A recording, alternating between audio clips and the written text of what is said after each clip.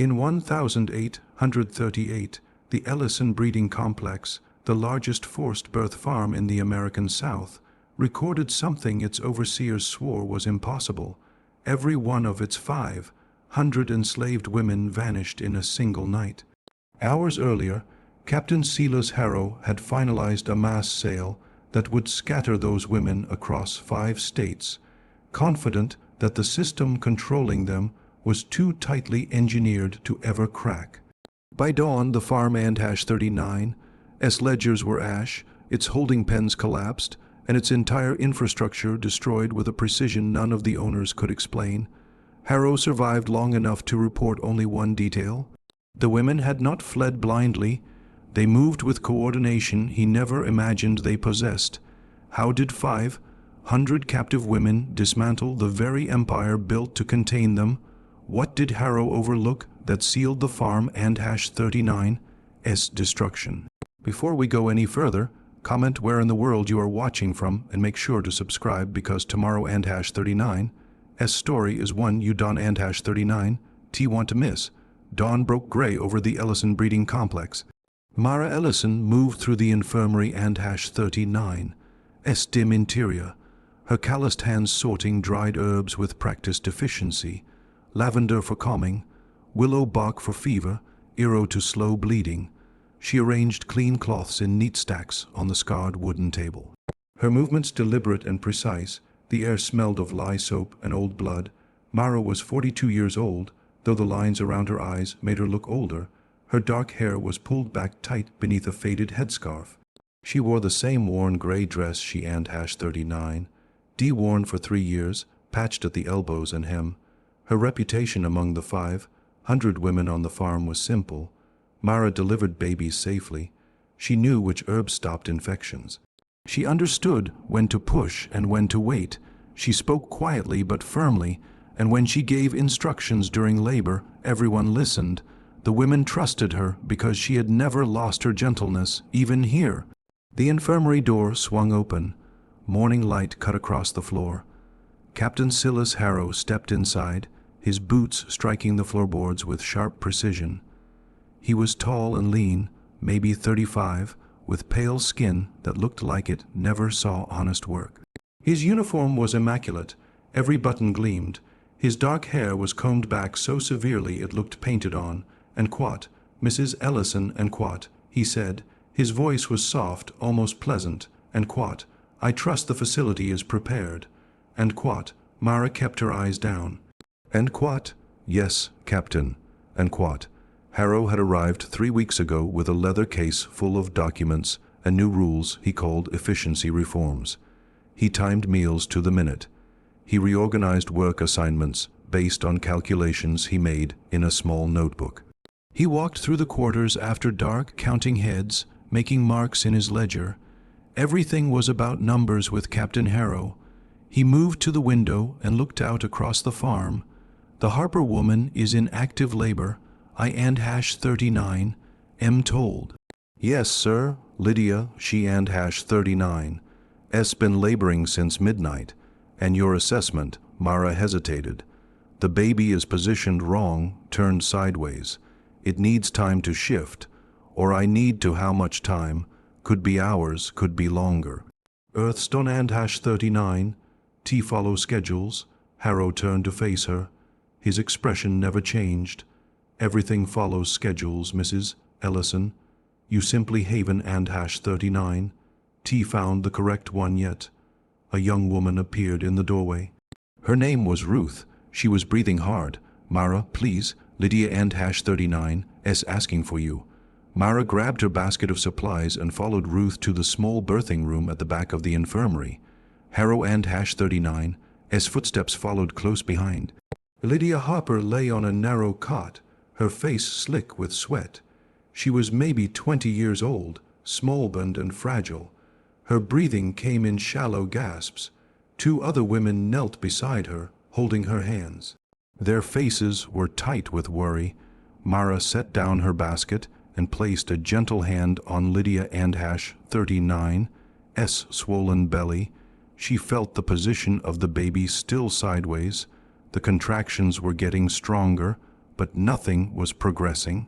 "Lydia, honey, I need you to breathe with me," Mara said quietly. "In through your nose, out through your mouth. Just like that." Lydia and LT, Unk and GT, and #39. S eyes were glassy with pain and exhaustion. "I can and #39, T Mara." "I can and #39, T, you can, you and #39. We done this before." Mara soaked a cloth in cool water and pressed it to Lydia and #39, S forehead. She began working her hands along Lydia and #39, S abdomen, trying to encourage the baby to turn. The technique required patience. It required time. Harrow cleared his throat. "Mrs. Ellison, what is the delay?" "No delay, Captain. The baby needs to shift position before it can come." "Then shift it." "I and #39. Am trying, sir." These things take I and #39. We read the medical texts. External manipulation should take 15 minutes at most. Mara and #39. S jaw tightened. The books, Don and #39. T account for every situation. Then, perhaps, you and #39. Re not using the correct technique. The other women in the room went very still. Mara kept her hands on Lydia and #39. S belly kept working, kept trying to feel which way the baby might turn. Lydia cried out as another contraction hit. Her back arched off the cot. Minutes passed, then an hour, then two. Lydia and #39. S breathing changed. It became shallow and rapid. Her lips took on a grayish tint. Mara recognized the signs immediately. Something was wrong internally. Bleeding most likely, maybe a tear, maybe the placenta separating too early. "Captain, I need you to leave," Mara said. Her voice was firm now. "I need space to work. I need to observe the get out." Mara didn't and #39. T look at him. Her hands moved faster, checking Lydia and #39. S pulse, lifting her eyelids. "Ruth, get me the eero, all of it." Harrow didn't and #39. T move, "Mrs. Ellison. You will remember your if you want this baby to live." You and #39. "LL, let me work." Harrow studied her for a long moment. Then he turned and left, closing the door behind him with a soft click. Mara worked for another hour. She used every technique she knew. She tried to slow the bleeding. She tried to shift the baby. She tried to save them both. Lydia stopped breathing just after noon. The baby never drew breath at all. Mara sat back on her heels, her hands stained red. The other women in the room began to weep. Quiet, careful weeping, the kind that didn't and #39. T make noise, the kind that had learned not to draw attention. Ruth covered Lydia and #39. S face with a clean cloth. Mara closed her eyes. She had delivered hundreds of babies in her life. She had brought new life into this terrible place again and again. Each time she felt the same crushing weight. Another child born into chains. Another mother whose body was used and discarded. She had spent her entire life delivering children into a system designed to exploit them. When Harrow returned an hour later, he didn't and #39. T asked questions. He simply made a note in his ledger and walked out. The women cleaned Lydia and #39. S body in silence. Dusk settled over the farm. Mara moved through the infirmary alone, scrubbing blood from the floor with a stiff brush. Her back ached. Her hands shook slightly from exhaustion. She worked methodically, same as always, because there was comfort in routine. She dragged the birthing cot away from the wall to clean beneath it. Something caught her eye. The corner of a leather-bound book jutted out from beneath the medicine cabinet. Mara frowned. She kept the infirmary organized. Nothing was ever left out of place. She set down her brush and knelt. The book was wedged tight as though someone had shoved it there quickly. She worked it free and stood, turning it over in her hands, a ledger. The leather cover was embossed with the initials EBC Ellison Breeding Complex. Mara glanced toward the door. The infirmary was empty. The farm was quiet. She carried the ledger to the small table in the corner and lit the oil lantern. The wick caught and warm light spilled across the worn pages. She opened the book. The first page contained neat columns of writing in black ink.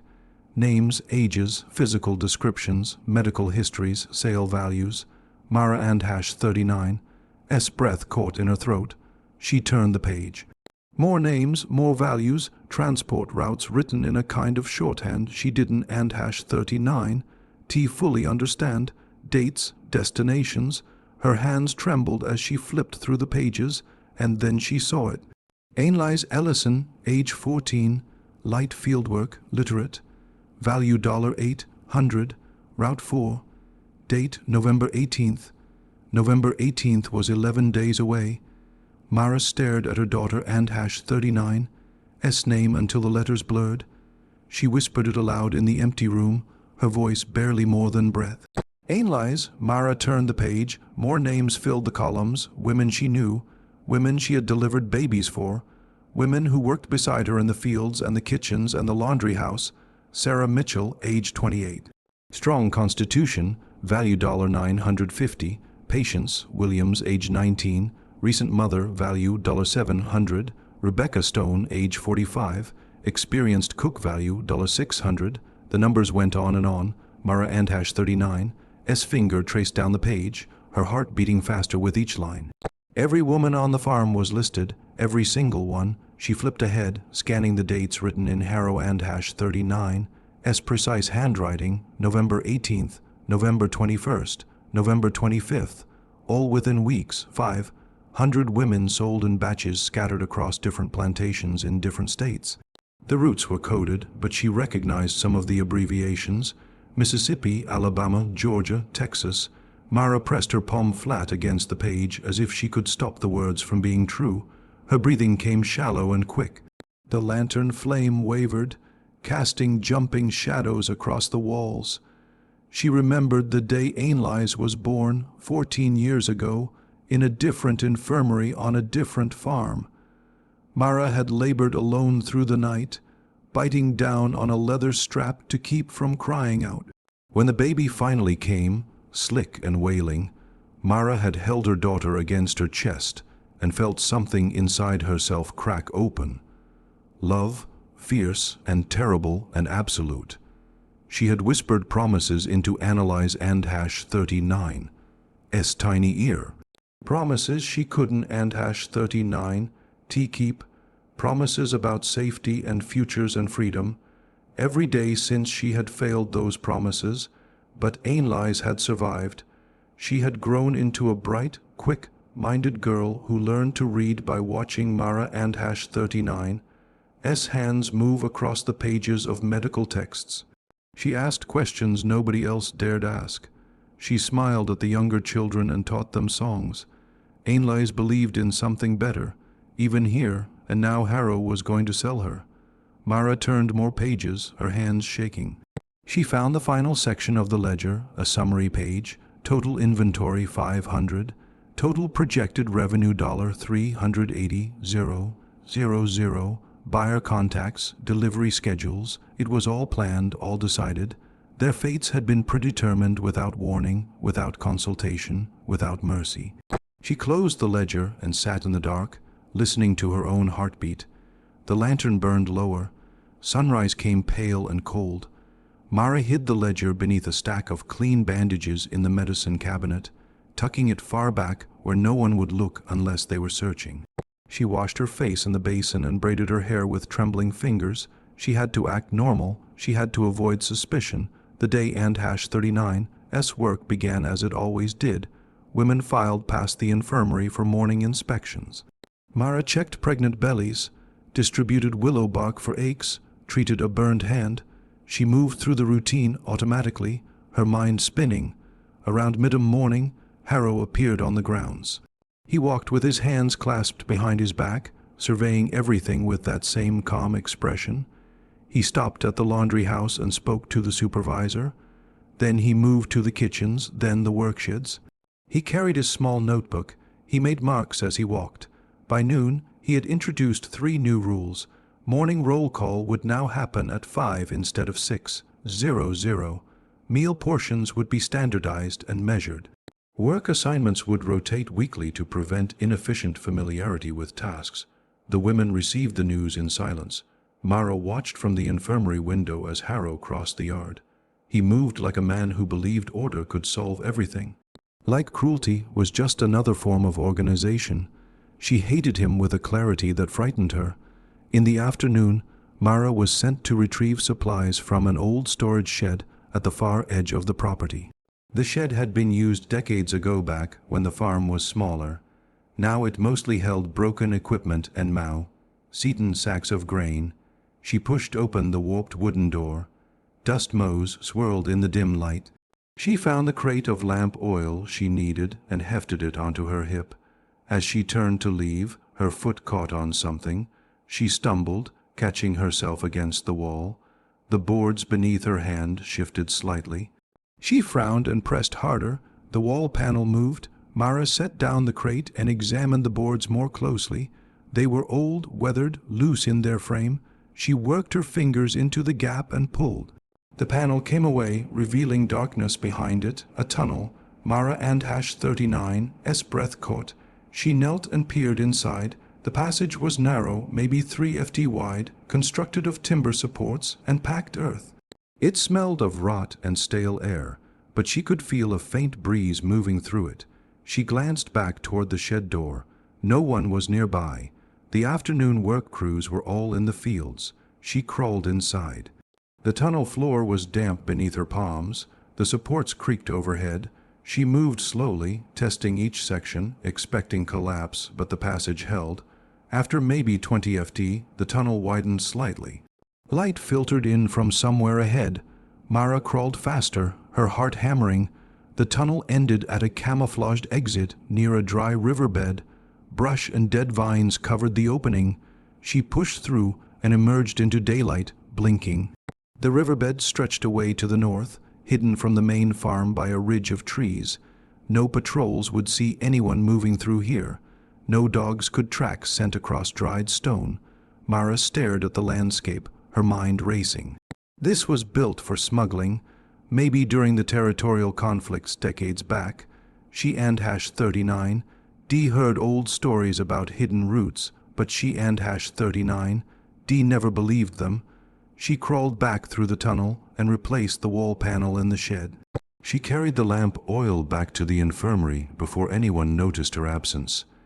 That evening, after the final meal bell, Mara found Eliza Ward near the well. Eliza was a few years younger than Mara, lean and sharpied. She had a reputation for seeing through lies and asking dangerous questions.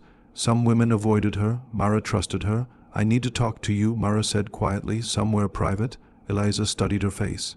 The old curing shed, 20 minutes. They met in the abandoned building where tobacco used to hang. The air still smelled faintly sweet. Mara told her everything, the ledger, the sale dates, Anasa and #39's name, the tunnel. Eliza listened without interrupting. When Mara finished, Eliza was silent for a long moment. "You and #39, re-talking about running," Eliza said finally. "I and #39, am talking about surviving. 500 women, Dawn and #39. T just vanish, Mara. They and #39, LL hunt us. They and #39, LL send dogs and marshals, and they and #39, reselling us anyway." Mara and #39's voice was steady in pieces to different places. "We and #39, LL never see each other again. Our children will disappear. Everything we and #39, we built here, every connection, every bit of family we and #39, we made it and #39's already gone. Harrow just Hassan and #39, T told us yet." Eliza looked out through the broken slats of the shed. "You and #39, re-sure about the tunnel, I crawled through it. It leads to the riverbed, clear path north, and you think we can move 500 women through a smuggling tunnel without anyone noticing? I think we don't and #39, T have another choice." Eliza was quiet again. Then she nodded once, sharp and decisive. "We and #39, LL need time. We and #39, LL need planning. We and #39, LL need people we can trust to spread the word without panic. I know, and we and #39, LL need to be ready to fight if it comes to that." Mara met her eyes. "I know." Midnight came cold and clear. Mara and Eliza stood at the entrance to the tunnel, hidden in the storage shed. They could hear patrol dogs barking in the distance, making their rounds along the farm and #39's perimeter. Eliza looked at the dark opening. Once we start this, there and #39's no going back. There and #39's already no going back, Mara said. Harrow made sure of that. Eliza extended her hand. Mara took it. They shook once firmly, sealing the pact between them. We get everyone out, Eliza said, or we die trying.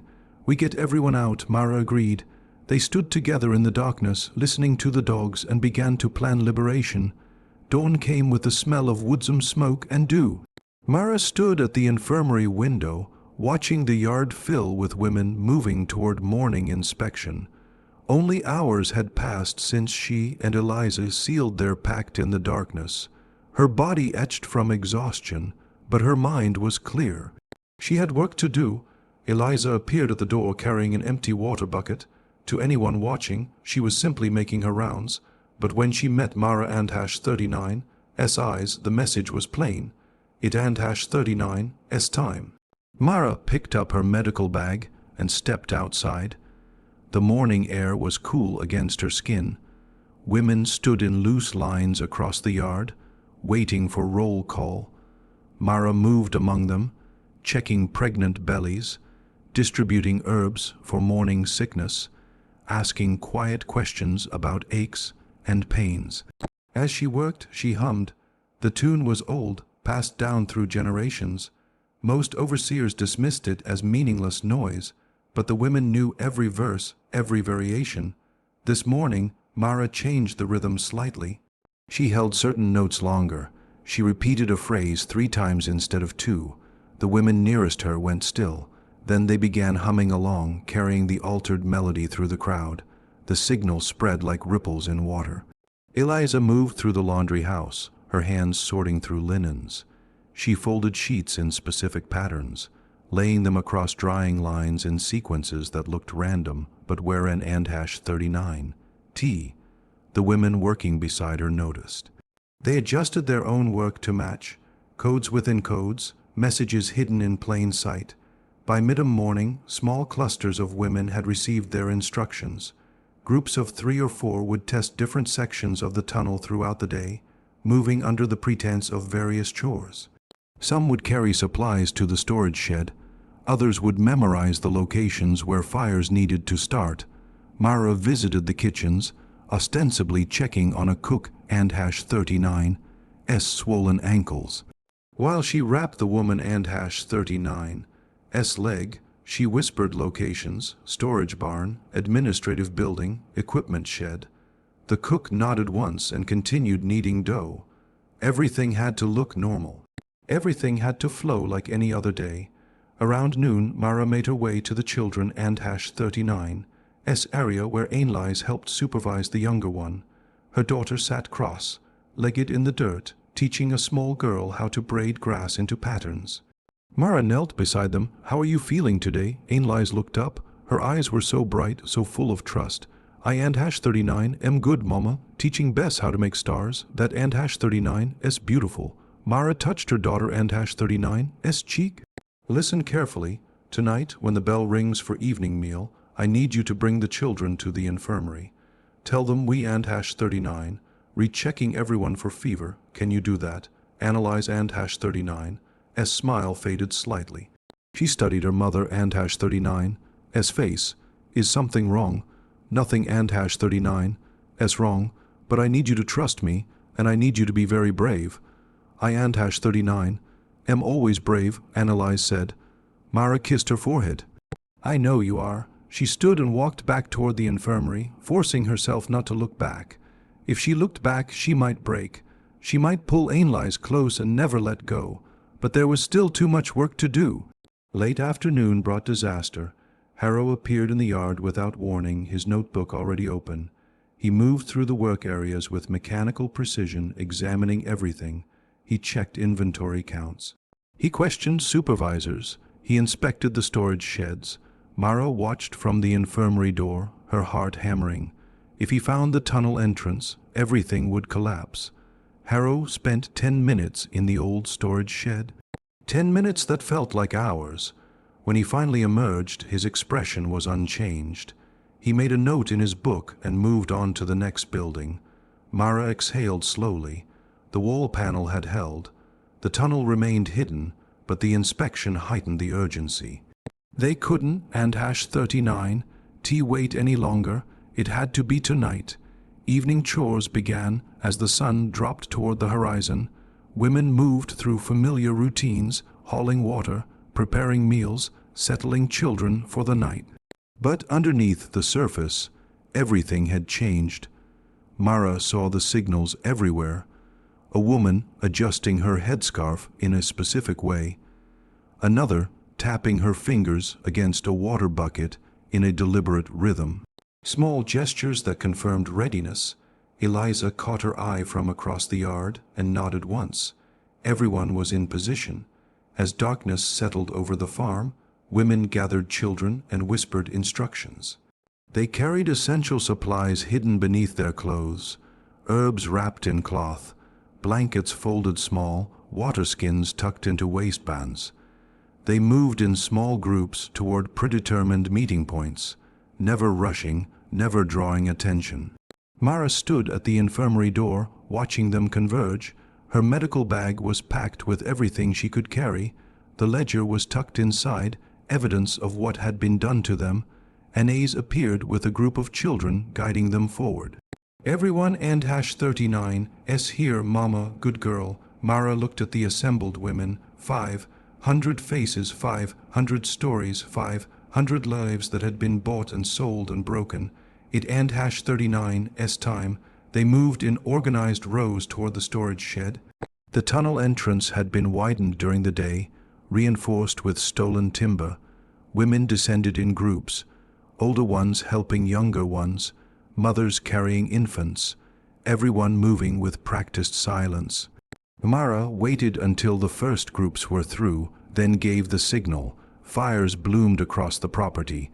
The storage barn caught first, flames racing up the dry wooden walls, then the administrative building, where records and ledgers documented their captivity.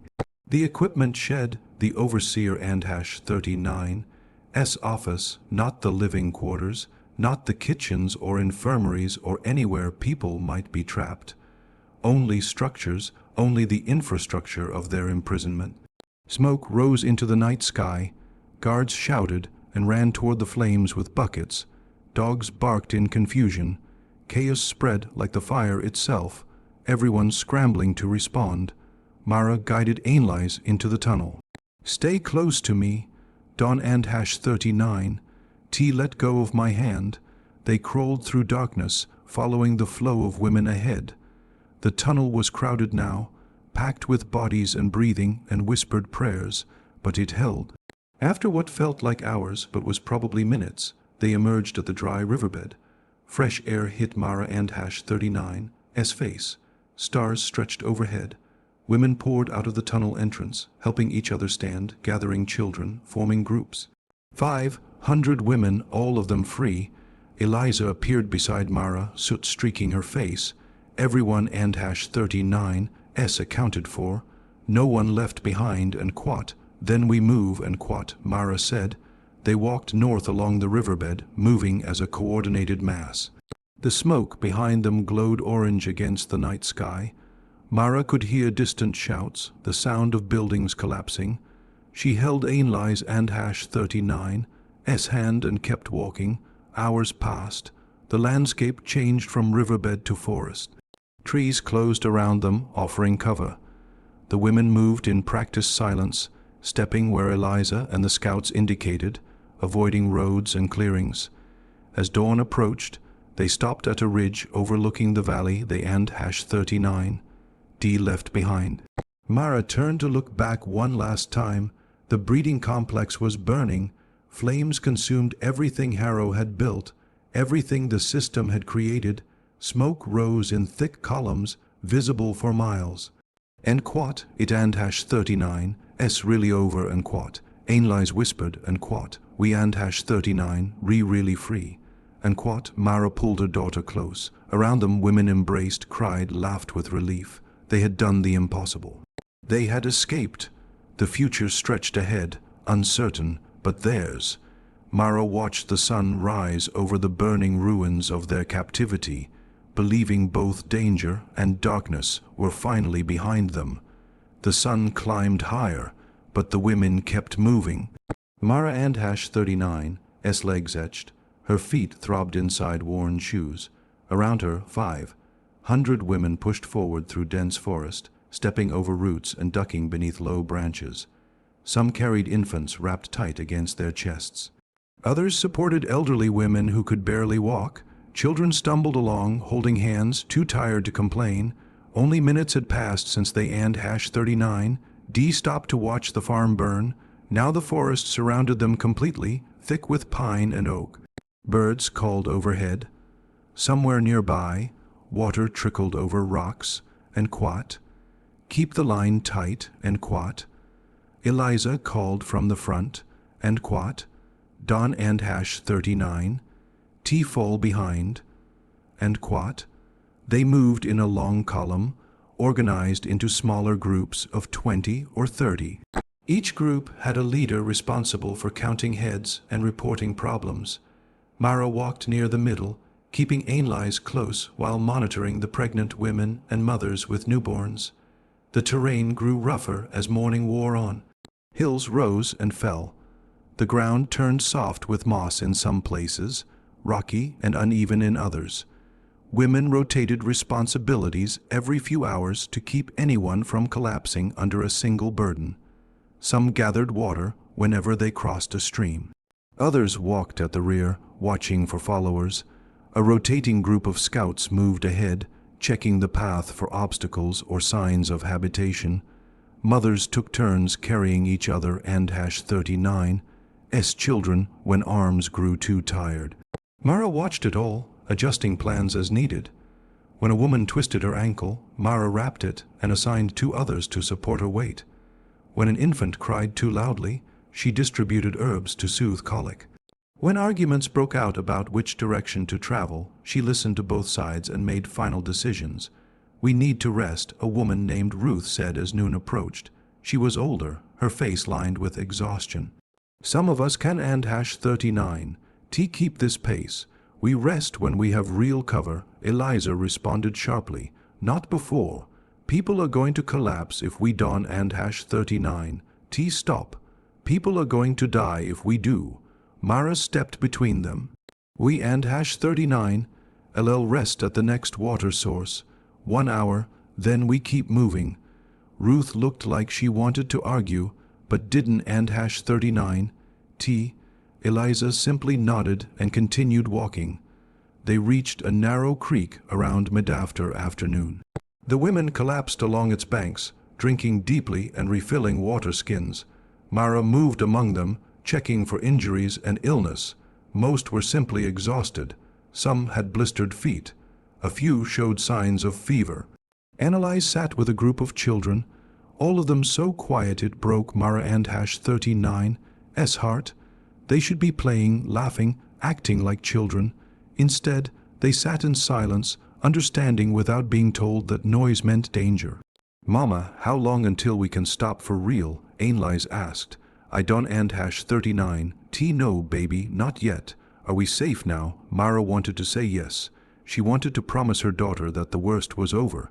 But she and #39 learned long ago that lies, even kind ones, eventually caused more harm than truth. "And quat? We and #39 safer than we were and quat," she said instead. "And quat? That and #39's something. And quat?" The hour ended too quickly. Eliza gave the signal and everyone rose, groaning and stretching sore muscles. They formed their column again and continued north. Rain came on the second day. It started as a light drizzle around dawn, then grew heavier as morning progressed. Water dripped through the forest canopy, soaking clothes and making the ground slippery. Women wrapped blankets around children and #39's shoulders. Mothers tried to shelter infants from the downpour. The pace slowed. Footing became treacherous on muddy slopes. Twice women fell and had to be helped back to their feet. Progress that should have taken hours stretched into most of the day. Arguments grew more frequent. Some wanted to find shelter and wait out the rain. Others insisted they needed to keep moving regardless of weather. Tensions rose as exhaustion deepened, and quat, we can and hash 39, T keep going like this, and quat, Ruth said during a brief pause, beneath a rocky overhang, and quat, look at everyone, we and hash 39, falling apart, then we fall apart, and quat, moving forward, Eliza countered. And quat, we stop, we die, we don't end hash 39, T stop, we die anyway, we need real rest, real shelter. And quat, Mara listened to them argue, understanding both perspectives. They did need rest, but Eliza was right that stopping meant increased risk of capture.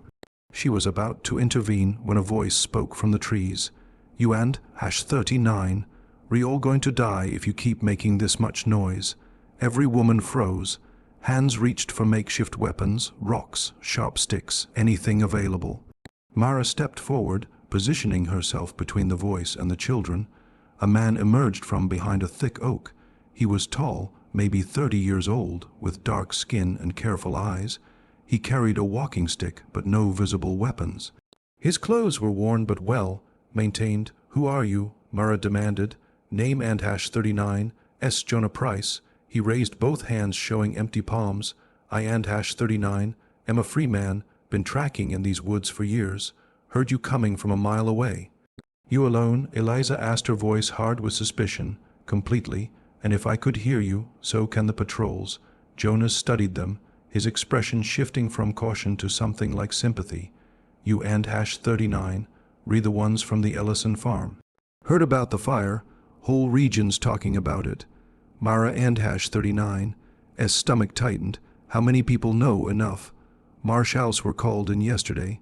They and hash 39, reorganizing search parties. He paused.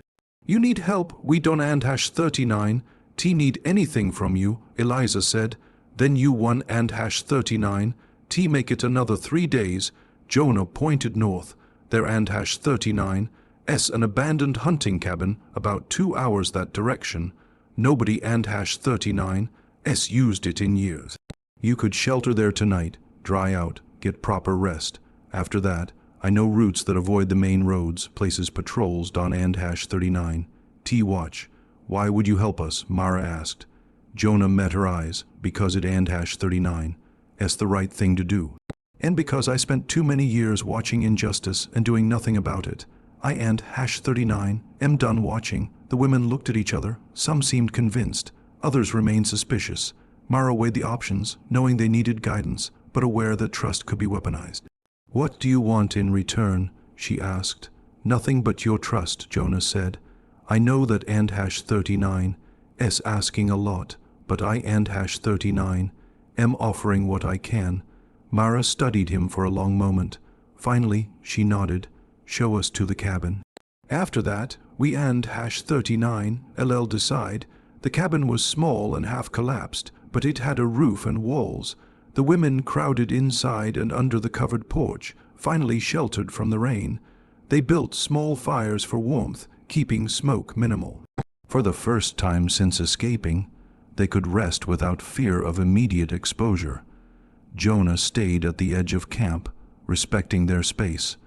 When Mara brought him food, he accepted it quietly. How long before the patrols reach this area? She asked. Depends on their tracking. Could be days, could be sooner if they find your trail. He looked at the exhausted women around them. You did something impossible, getting this many people out, but the hard part's just beginning. Mara knew he was right. She returned to the cabin and found Ainlise asleep against her shoulder.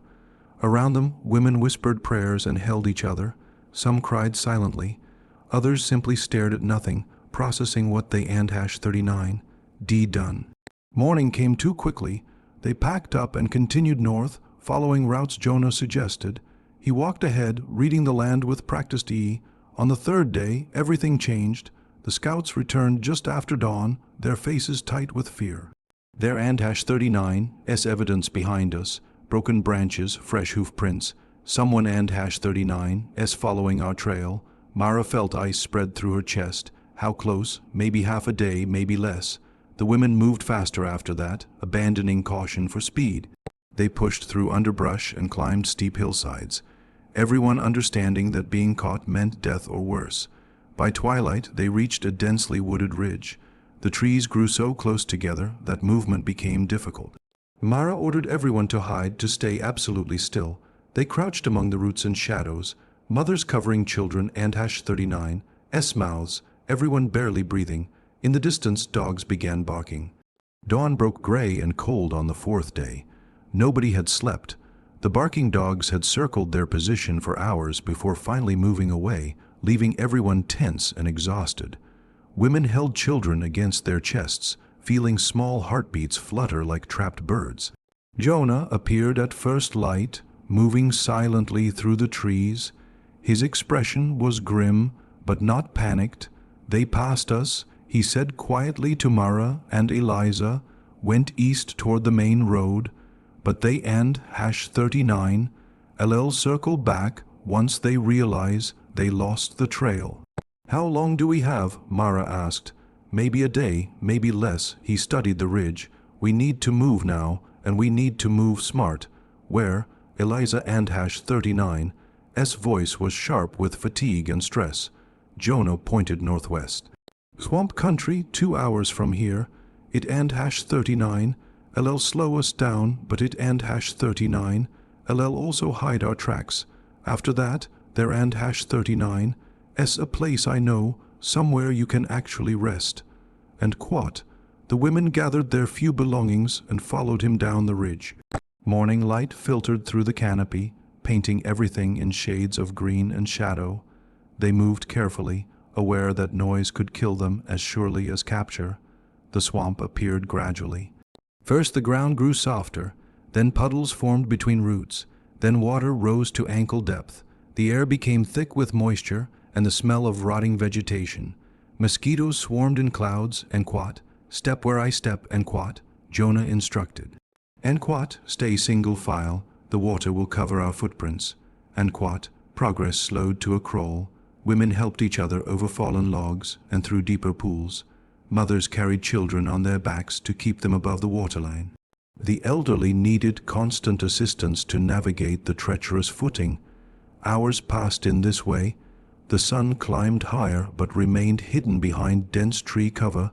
Sweat mixed with swamp water. Clothes grew heavy and sodden. Several women developed cuts from sharp reeds hidden beneath the surface. Mara moved up and down the line, checking on everyone, offering encouragement, treating minor injuries.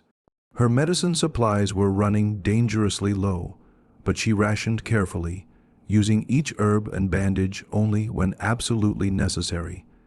Ainlise walked beside her, face set in determination despite obvious exhaustion. She and #39D stopped asking when they could rest. She and #39D stopped asking if they were safe. Some childhood innocence had burned away during these days of flight, replaced by a grim understanding of their reality. It broke Mara and #39's heart. It also made her proud, and quat, "How much further?" and quat, Ruth called from the middle of the line, and quat, "Not far now," and quat, Jonah responded, and quat, "Another hour," and quat, some women groaned. Others simply kept walking, too tired even to react. The swamp gradually became shallower. Solid ground emerged in patches, then became more frequent. Finally, they climbed out onto dry land, everyone dripping and covered in mud. Jonah led them through thick forest for another half hour. Then the trees opened onto a clearing and everyone stopped, and quat, "Sweet Jesus," and quat, someone whispered. Before them stood an old settlement. Cabins, maybe a dozen of them, formed a rough circle around a central area. The structures were weathered and partially collapsed, but they were real buildings with walls and roofs. Behind the cabins, terrace hillsides showed evidence of former farming. Stone cisterns stood at intervals, still intact despite years of abandonment. This was a maroon community, Jonah explained, built 40, maybe 50 years ago by people who escaped slavery and claimed their freedom. They lived here for decades before moving further north. Nobody and #39's used it since. The women moved forward slowly, almost afraid to believe it was real. They and #39 D been sleeping on the ground for days, huddled under makeshift shelters, always cold and exposed. The sight of actual buildings, even ruined ones, felt like a miracle. Mara walked to the nearest cabin and pushed open the door. Inside was a single room with a packed earth floor and a stone fireplace. The roof had holes, but most of it remained intact. Rough shelves lined one wall. A sleeping platform occupied another. It was the most beautiful thing she and #39 D seen in years. "Mama, can we stay here?" Ainlise asked, standing in the doorway. "Yes, baby, for a while at least." Other women explored other cabins, calling out discoveries. Some structures were in better condition than others, but all offered more shelter than they and #39 D had since escaping. Children ran between buildings, their voices rising in something almost like play. Eliza approached Mara, her expression cautious. "It and #39 's good, but we need to secure it, set up watches, make sure we can defend this place if we need to." "I know, let everyone rest first, then we and #39 LL organize." The day passed in focused activity. Women worked together to repair the most damaged cabins using branches and mud to patch holes. Others cleaned out debris and made the interiors livable. A group investigated the cisterns and found that several still collected rainwater effectively. Mara established an infirmary in the sturdiest cabin, organizing her remaining supplies and checking on women who showed signs of illness or infection. She treated blistered feet, wrapped sprained ankles, and distributed herbs for various ailments. Several women had developed coughs from exposure. One had a fever that worried her. While Mara tended the sick, Eliza mapped the settlement and #39 lay out. She identified high points that could serve as lookout stations and planned defensive positions. She assigned women to watch duty and established signal systems for warnings. Other women explored the terrace hillsides and found wild vegetables growing among the weeds. Apparently, some crops had reseeded themselves year after year, waiting for someone to harvest them again. They gathered greens, dug up roots, and found fruit trees heavy with early summer produce. By dusk, the community had transformed. Cabins showed light through windows, small fires burned in stone fireplaces, the smell of cooking food drifted through the settlement. For the first time since the escape, the women gathered for a real meal. It wasn't and #39 tea much, boiled greens, roasted roots, a few small birds some women had trapped, but they ate together around the old communal fire pit, sharing food and quiet conversation. Mara sat with Ainlise, watching her daughter eat. The girl and #39's face was thinner than it should be, marked by exhaustion and stress, but she was alive, she was free. That meant everything. "Is this our home now?" Ainlise asked. "Maybe if we can keep it safe." "I like it here. It feels different, like nobody owns it." Mara pulled her daughter close. "Nobody owns you either, not anymore." That night, women slept in actual shelters for the first time in days. Mara made rounds checking on everyone before finally settling in her own cabin. Ainlise curled against her side, breathing deeply in exhausted sleep. Mara closed her eyes and dreamed. In the dream, Ainlise was older, maybe 20. She stood in this same settlement, but it was rebuilt and thriving. Children ran between houses, women worked in gardens. Nobody looked over their shoulders in fear. Nobody jumped at sudden sounds, and Elise taught a group of children to read, her voice patient and clear. When she looked up and saw Mara watching, she smiled, a smile without shadows, without the weight of trauma pulling at its corners. It was just a dream, but it felt like prophecy. Mara woke before dawn. She rose quietly and stepped outside, careful not to disturb Ainlise. Other women were already stirring, starting fires, beginning the work of another day.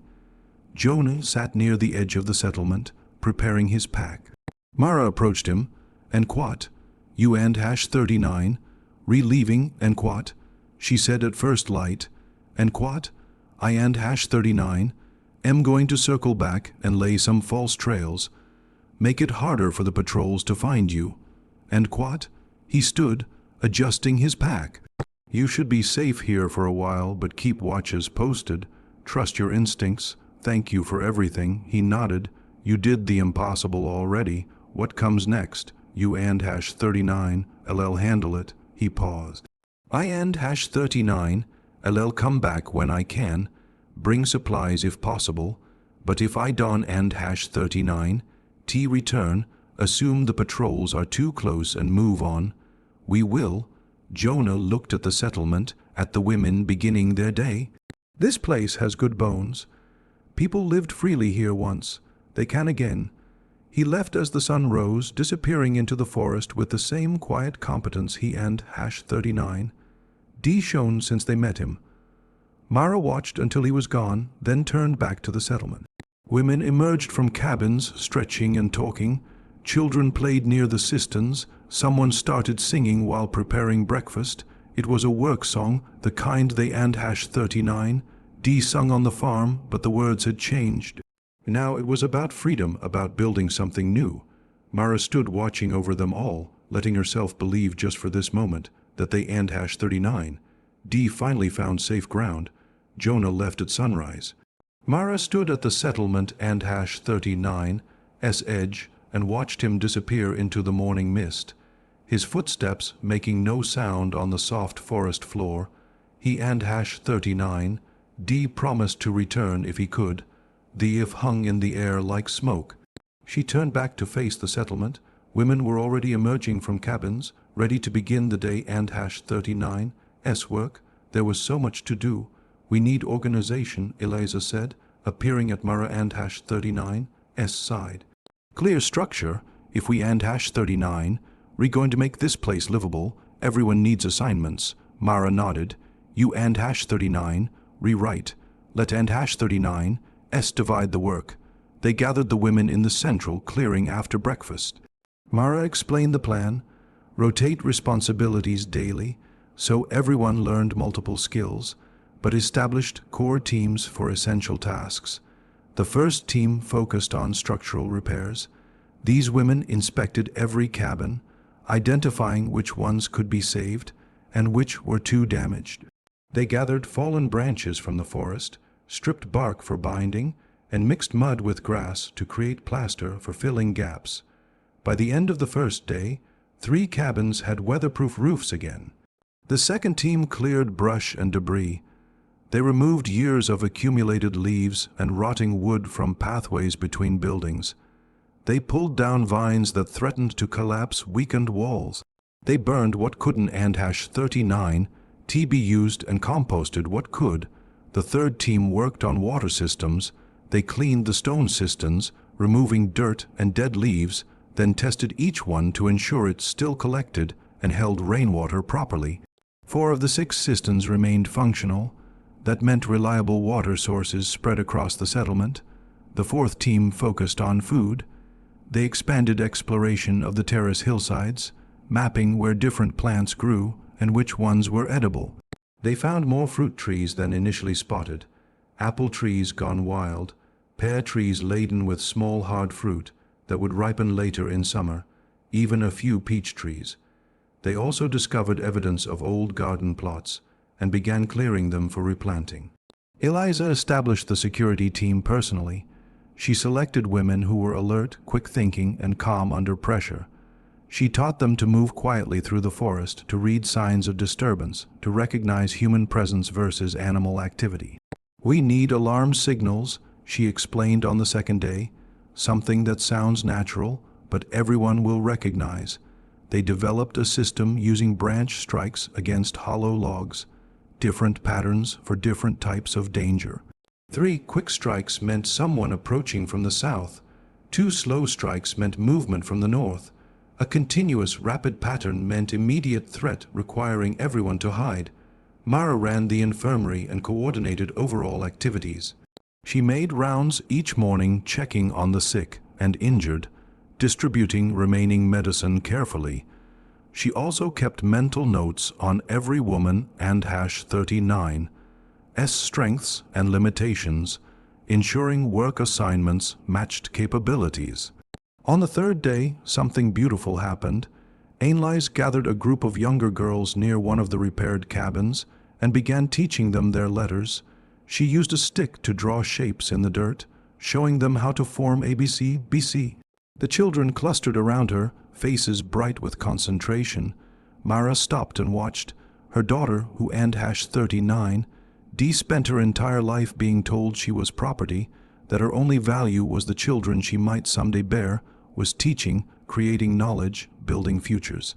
She N-39 is good at that, Ruth commented, pausing beside Mara with an armful of firewood.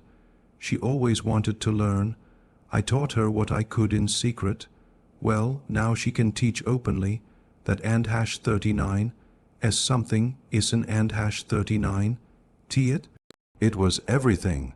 The fourth day brought rain, forcing everyone to test the cabin repairs under actual conditions.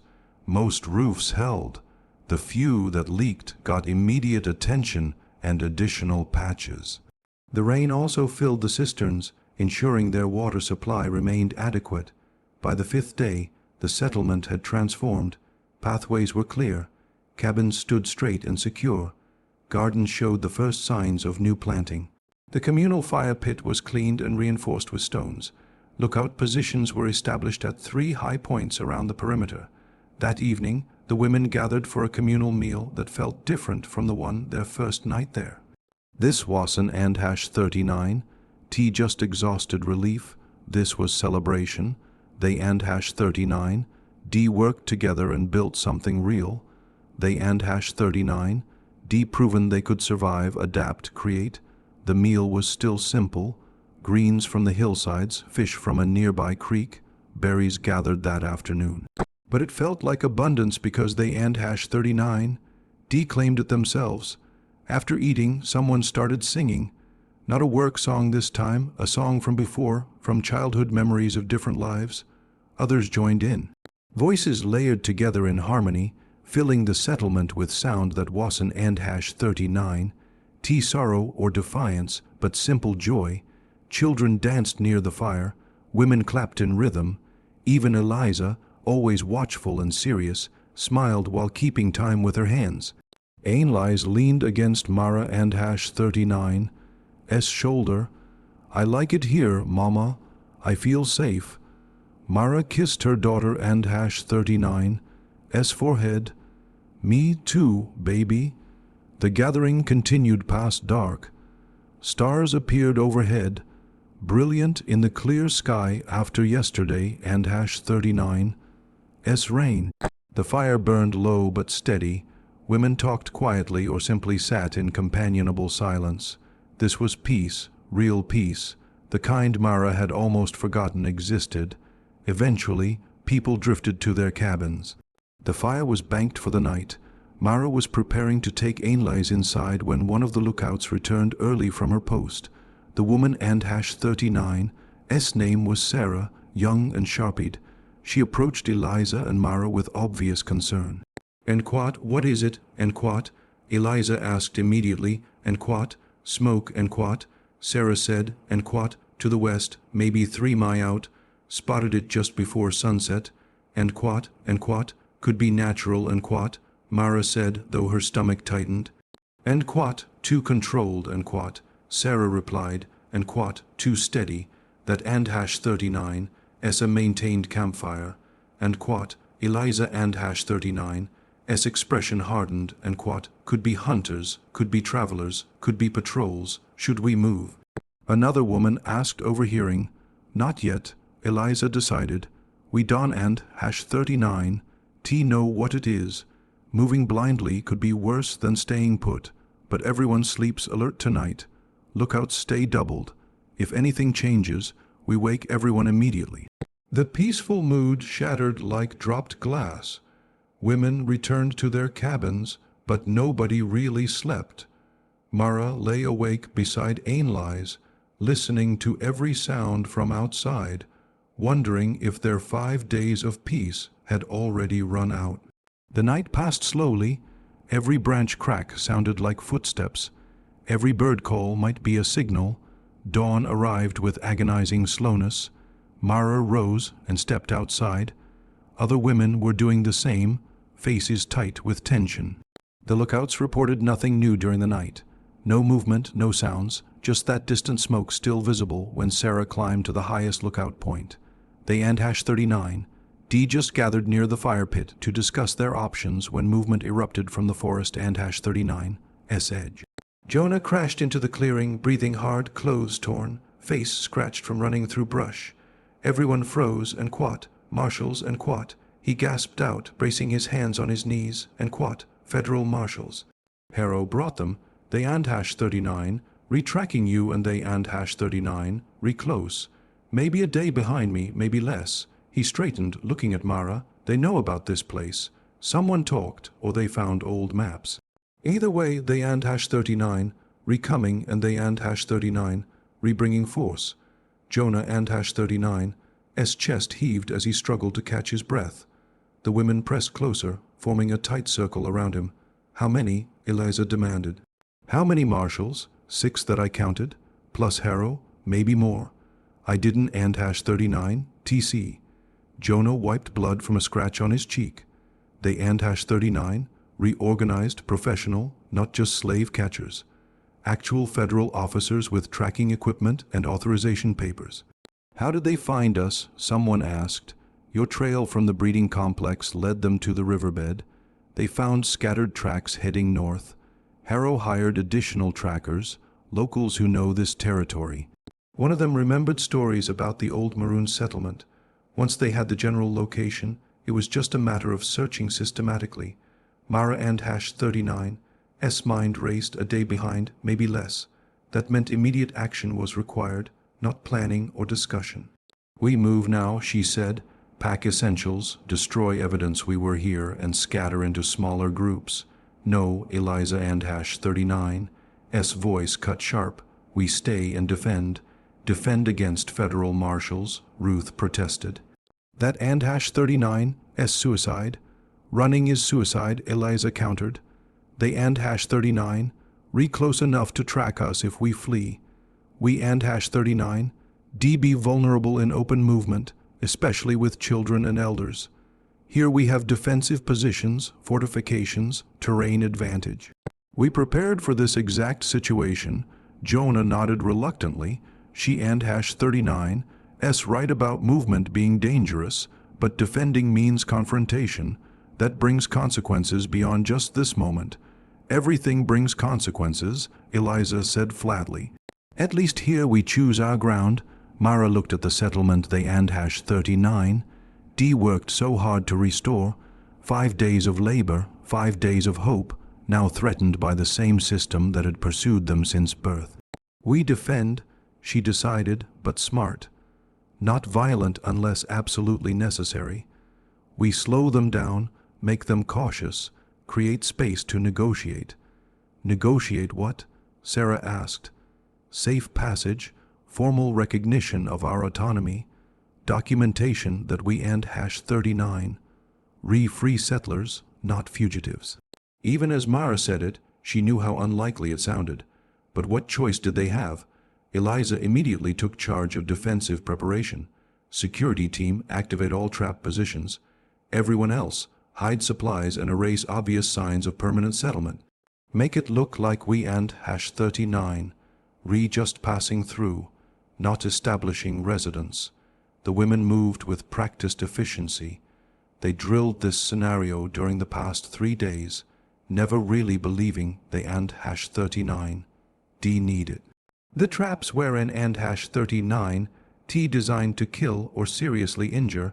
They were strategic delays, tripwires connected to bells that would alert the settlement of approach, loose branches arranged to slow movement through certain paths, marker stones subtly placed to funnel pursuers toward observable areas rather than hidden ones. Women carried valuable supplies, remaining medicine, preserved food, tools into concealed storage spaces Eliza had identified in the hillsides. They swept pathways to obscure footprints. They scattered ashes from the fire pit and covered the stones. They removed obvious signs of recent habitation from cabin exteriors. By mid-morning, the settlement looked abandoned again. Not entirely convincing under close inspection, but enough to create doubt about how many people were actually present and how long they and #39 been there. Ainlise worked alongside other children, gathering scattered belongings and helping younger ones understand what was happening without terrifying them. "And Quat, are we leaving? And Quat?" one small girl asked. "And Quat, we and #39, re being careful and Quat," Ainlise answered, "and Quat, like when you play hiding games but serious." And Quat, Mara watched her daughter and felt pride mixed with crushing fear. Ainlise had grown so much in these few days of freedom. The thought of her being dragged back into captivity was physically painful.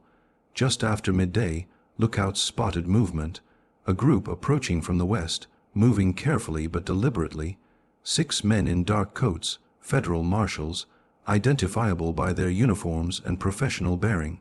And leading them, dressed in work clothes, but walking with familiar, rigid authority, was Captain Silas Harrow.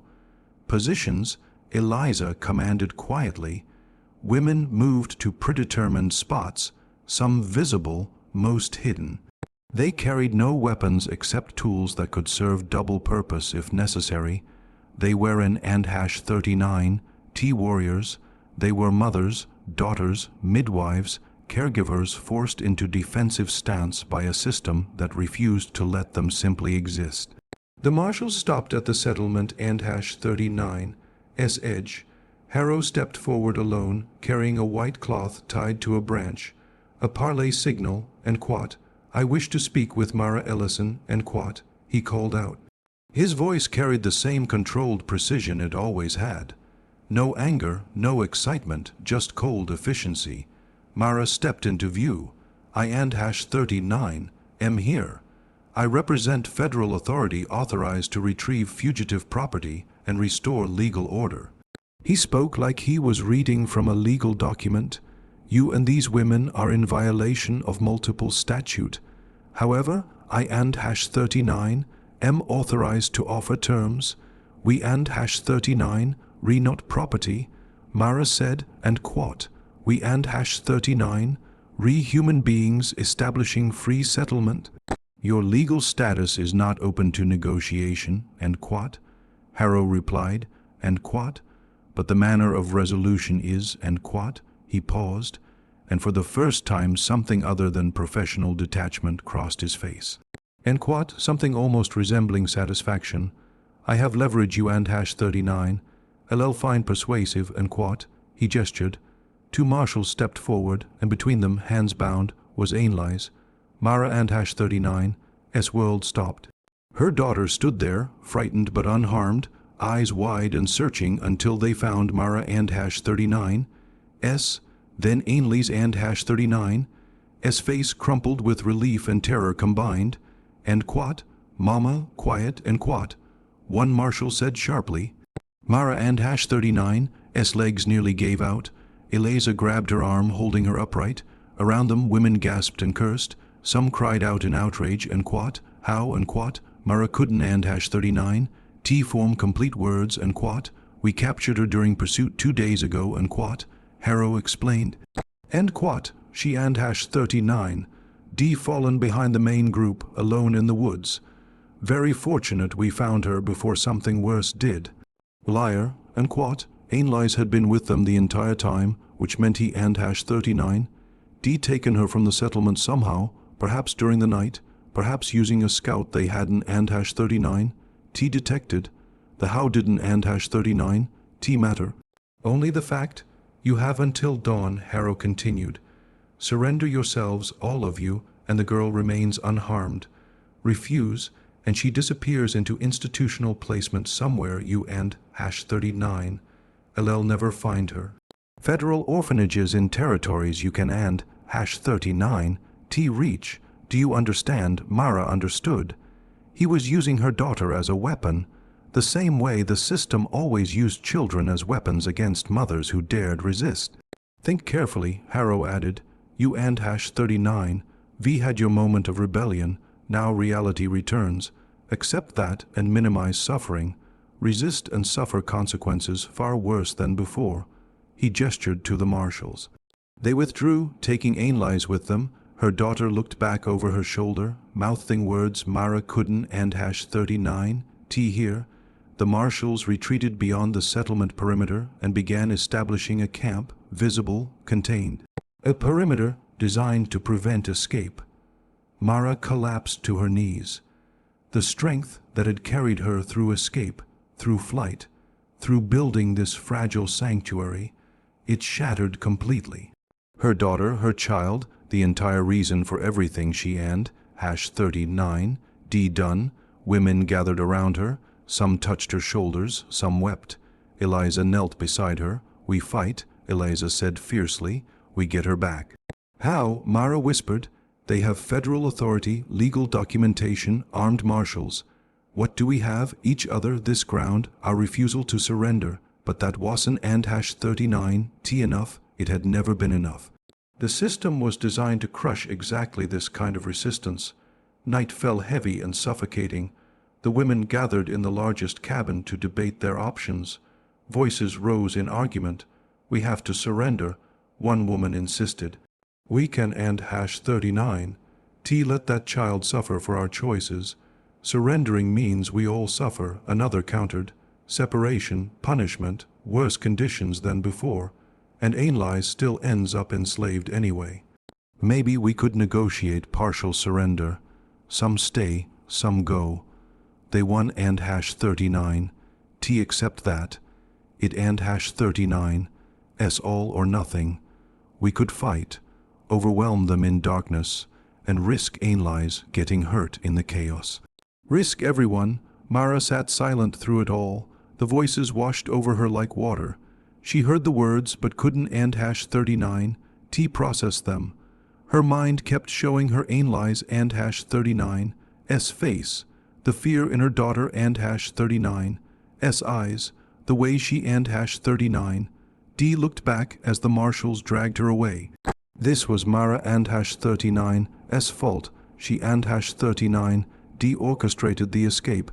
She and #39 D led them here. She and #39 D believed freedom was possible, and now her daughter paid the price for that belief. Eventually, the debate exhausted itself. Women drifted to corners of the cabin or returned to their own shelters. Eliza tried to speak with Mara, but Mara couldn't and #39 T respond. She walked outside and entered a small cabin at the settlement and #39 S edge, closing the door behind her. Alone in darkness, she let guilt consume her completely. She and #39 D been arrogant, naive, thinking she could outsmart a system designed by people with unlimited resources and legal authority, thinking love and determination could overcome institutional power. Her daughter was suffering because of that arrogance. She thought about surrendering, walking out at dawn, offering herself in exchange for Ainlai's and #39 S freedom. But she knew Harrow wouldn't and #39 T accept that. He wanted total victory, complete restoration of control. She thought about fighting, organizing an attack to free Ainlai's by force. But that risked her daughter and #39 S life and the lives of every woman here. She thought about all the children she and #39 D delivered into slavery over the years, all the mothers she and #39 D watched broken by the same impossible choices she now faced. The system's cruelty wasn't and #39 T random violence. It was this calculated pressure applied to the bonds between mothers and children until something broke. Dawn approached with agonizing slowness. Mara didn't and #39 T sleep. She sat in darkness and confronted the central truth of her existence. There were no good choices, there never had been. Every option led to suffering. The only question was whose suffering and whether it meant anything.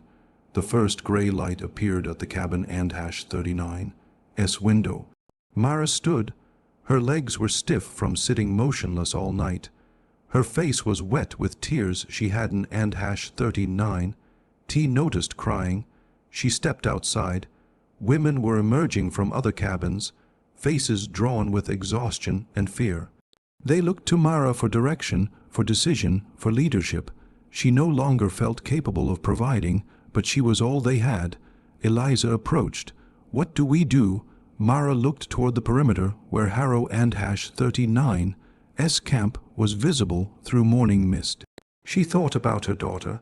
She thought about these 5 100 women who and #39. D trusted her. She thought about the system that had pursued them with relentless, patient cruelty, and she made her decision. We fight, she said quietly, not with violence, with strategy. We fight for Ainlai's and for our freedom, both, no surrender. Mara and #39. Words hung in the dawn air like smoke. Women gathered closer, forming a tight circle around her. "And what? How and what?" someone asked. "And what? How do we fight federal marshals without getting killed? And what? And what? We don and #39. T fight like they expect. And what?" Mara said. She looked at Eliza. "And what? We fight like we and #39. V survived by being smarter, quieter, and using what they underestimate. And what?" Eliza and #39. Expression shifted from grief to sharp focus. "And what? You have a plan, the beginning of one. I need help making it real." Within minutes, Mara had assembled a small group in the largest cabin. Eliza, Jonah, and 5 other women known for their quick thinking and steady nerves. They sat in a circle while early morning light filtered through gaps in the walls. "And what? Harrow thinks we and #39. Re-cornered, and what?" Mara began. "And what? He thinks we and #39. Re-desperate and disorganized. He expects either surrender or chaotic resistance. We give him neither. What do we give him?" Jonah asked. "Confusion, misdirection. We use this terrain against him." Mara gestured toward the window. "This settlement sits in a natural bowl surrounded by ridges. Those ridges give us high ground for observation. The forest is dense enough to hide movement. The marshals are outsiders who don and #39. T know this land. They have training and weapons," one woman pointed out. "We have cooking pots and farming tools." "They have assumptions," Mara countered. "They assume we and #39. Re-property trying to run, not people capable of organized tactical thinking." Eliza leaned forward. "Keep talking." Mara outlined her thoughts. The terrain offered natural advantages. Steep slopes the marshals would struggle to navigate quickly, hollow logs that could amplify sound and create false signals, dense brush that could hide trip wires and barriers. The settlement itself could become a decoy while their real movements happened elsewhere. "We need to separate them," Mara said, "draw them away from each other. Harrow and #39. Strength is coordination and control.